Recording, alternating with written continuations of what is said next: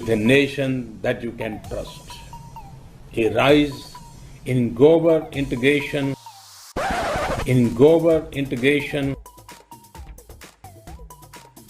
किसी छोटे से नगर में नाले के पास कोई चाय का ठेला लेकर के खड़ा रहता था और चाय बना करके बेचता था। अब कोई चाय बनाने की बात आती है तो मेरा ध्यान जरा जल्दी जाता है। उसने उस नाली में छोटी सी बर्तन को उल्टा करके उसमें छेद करके एक पाइप डाल दी और जो गटर से गैस निकलता था वो पाइपलाइन से उसके अपने चाय के ठेले में ले लिया और वो चाय बनाने के लिए उसी गैस का उपयोग कर करके चाय बनाता। सिंपल सी technology. A plus B into bracket square. A plus B into bracket square. A plus B into square into bracket square करे तो A plus B into bracket square.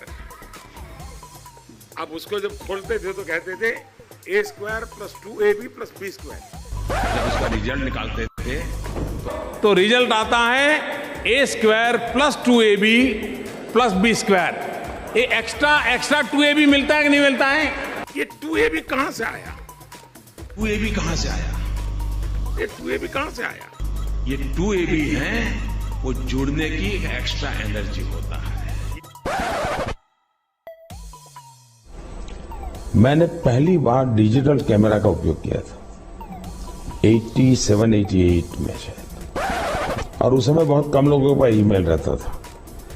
तो मेरे यहाँ विरमगाम तहसील में अडवाणी जी की सभा थी, तो मैंने वो डिजिटल कैमरा पर उनकी फोटो ली। तब डिजिटल कैमरा इतना बड़ा आता था, मेरे पास था उस समय। मैंने फोटो निकाली और मैंने दिल्ली को ट्रांसमिट की और दूसरे दिन कलर फोटो छपी। तो अडवाणी जी को बड़ा सरप्राइज हुआ कि दिल्ली में मेरी कलर फोटो आज की आज कैसे छपी। 31 मार्च 1986 को राजीव गांधी की सरकार में विदेश संचार निगम लिमिटेड VSNL का गठन होता है। भारत में गांधी जयंती के दिन 1991 में VSNL ने ईमेल यानी इलेक्ट्रॉनिक मेल लॉन्च किया और है किसी भी ईमेल के साथ पहला अटैचमेंट मार्च 1992 में भेजा गया था। ये अटैचमेंट एक तस्वीर थी। भेजने वाले का नाम नथानियल बोरेनस्टाइन था, जबकि बकौल वो अमेरिका के, जबकि बकौल मोदी वो 87-88 में फोटो अटैच कर दिल्ली भेज चुके थे और आडवाणी जी सरप्राइज हो चुके थे। इस लिहाज से प्रधानमंत्री ने भी ईमेल होने की बात गलत बताई। 87-88 में ईमेल से कैसे अटैचमेंट भेज दिया, जबकि ईमेल आया ही 1992 में है। So, how can you help and guide us to protect our pristine environment? देखिए, आज छोटे छोटे बालक भी क्लाइमेट चेंज और एनवायरनमेंट चेंज की चर्चा कर रहे हैं।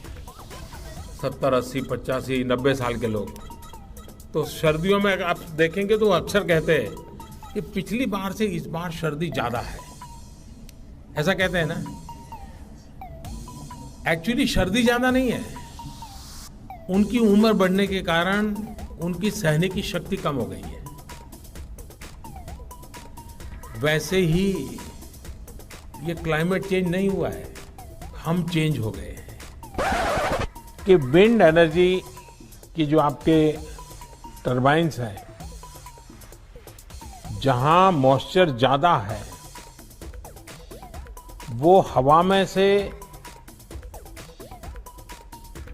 वाटर शक करके अगर क्लीन ड्रिंकिंग वाटर भी प्रोड्यूस कर सकें तो इधर विंड टरबाइन एनर्जी का भी काम करेगा और पीछे की तरफ से वो हवा में से मॉइस्चराइज एयर सक करके उसमें से पानी निकाल करके, तो टरबाइन एक प्रकार से गांव के ड्रिंकिंग वाटर की समस्या का समाधान कर सकता है।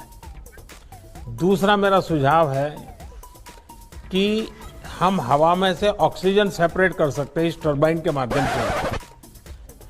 तो एक विंड टरबाइन से ड्रिंकिंग वाटर भी मिल सकता है, ऑक्सीजन सप्लाई भी कर सकते हैं और एनर्जी भी हो सकती है। यानी 3 in 1